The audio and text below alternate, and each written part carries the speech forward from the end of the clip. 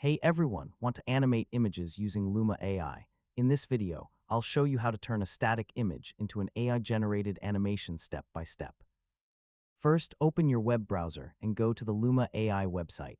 Sign in to your account and open the video creation tool. Next, choose the **image to video ** option to start a new project. Now upload the image you want to animate. For the best results, use a clear, high-resolution image with a well-defined subject. After uploading, write a prompt explaining how you want the image to move. Describe the camera motion, subject movement, lighting changes, and overall style. Next, adjust the available settings, such as video length, aspect ratio, and quality, if those options are available. Click Generate * and wait while Luma AI creates the animation. Once the video is ready, preview the result and refine your prompt if you want smoother motion or different visual effects.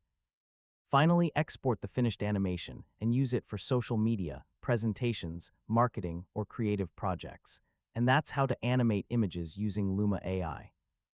With a high-quality image and a detailed prompt, you can create impressive AI animations in just a few minutes.